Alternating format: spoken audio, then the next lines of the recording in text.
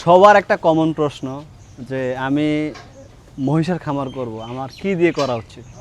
একটু আগেও এক ভাইয়ের সাথে প্রায় 15-16 মিনিট কথা বললাম। দেখেন, এটা একটা সহজ সমীকরণ।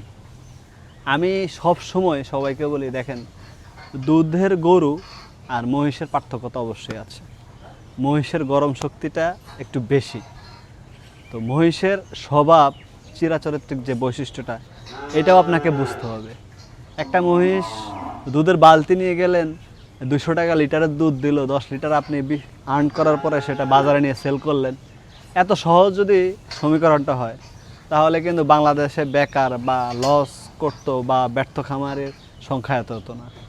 এই জার্নিটা লম্বা একটা প্রসেসিং। কারো ডিম পাড়া, সোনার ডিম পাড়া হাঁস কেউ কিন্তু সেল করে না। বর্তমান সময়ে 8-10 লিটার একটা দুধের মহিষ মানে একটা সোনার ডিম পাড়া হাঁস। আপনি ক্যালকুলেশন করতেছেন যে আপনি 5 লিটার বা 10 লিটারের দুধের মহিষ পালবেন, আপনি সফল খামারে বা সফলতার দ্বার প্রান্তে পৌঁছে যাবেন। সফলতায় তো সহজ রাস্তা না, সফলতার জার্নিটা বিশাল লম্বা।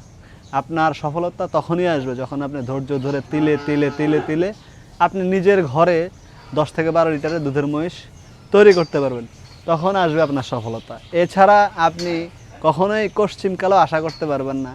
আপনাকে কোনো ব্যাপারে যদি বলে দেয় যে 6 লিটারের এটা মহিষ, আপনি আসার পর দেখবেন বাছুরের দুধ হয় না। এমন অনেক রেকর্ড আছে। ভাই, আপনার আশেপাশে খোঁজ খবর নিন, তারপরে এই সেক্টরে বিনিয়োগ করুন। আমি নিরুৎসাহিত করতেছি না, আপনারা সবাই জানেন যে আমার ভিডিওতে আমি অ্যাপ্রিসিয়েট করি এবং অনুপ্রাণিত করি প্রবাসী, নতুন উদ্যোক্তা, বেকার বা যারা কর্মসংস্থান খুঁজছেন। আমি সবাইকে সবসময় সাজেশন দিই খামার করার জন্য, উদ্বুদ্ধ করে। কিন্তু আজকের ভিডিওতে অনেকে ডিমোটিভেট হতে পারেন যে আমি নিরুৎসাহিত করতেছি। বিষয়টা কিন্তু এমন না। বিষয়টা হচ্ছে, আপনি খামার করবেন, অবশ্যই করবেন, জেনে বুঝে করেন।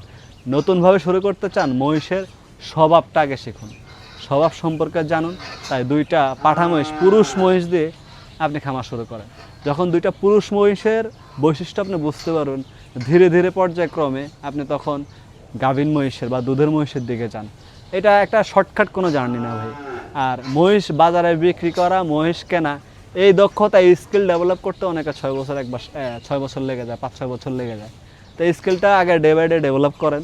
আপনার মহিষটা আপনি 1 লাখ টাকা কিনছেন, 1-1.5 লাখ টাকা সেল করবেন, কোথায় সেল করবেন, কার কাছ থেকে কিনবেন, আগে এই স্কিলটা ডেভেলপ করেন। 2টা মহিষ 6 মাস ফ্যাটেনিং করেন। তারপরে যদি আপনি না 2টা সেল করার পরে বুঝতে পারবেন যে আপনার কি পুরুষ মহিষ পালা উচিত না আপনার দুধের মহিষ পালা উচিত, 2টা দুধের মহিষ পালবেন। সকালবেলা উঠে গতানুগতিকভাবে তাদেরকে খাবার দাবার দেওয়া, দুধ দহন করা, এই দুধ আবার বাজারে সেল করা, আবার বিকেল ঘাস কাটা, বিকেলবেলা পর্যায়ক্রমে আবার সেই খাবারটা দেওয়া। একই কাজ 12 মাস। আপনার রোদ, বৃষ্টি, ঝড়, তুফান সবসময় আপনার এই কাজটা করতে হবে। তাই সিদ্ধান্ত নেওয়ার আগে আপনি একটু জেনে বুঝে নেন। নতুন যারা শুরু করবেন তারা অবশ্যই 2টা পাঠা মহিষ দিয়ে শুরু করতে পারেন। ভালো লাগলে ভিডিওটি শেয়ার করে অন্যকে দেখার সুযোগ করে দেন। আশা করি যারা আমাকে হোয়াটসঅ্যাপে এই বিষয়গুলো নিয়ে নক দেয়, আজকের ভিডিওটি দেখলে আপনি সুস্পষ্ট একটা ধারণা পেয়ে যাবেন। আসসালামু আলাইকুম।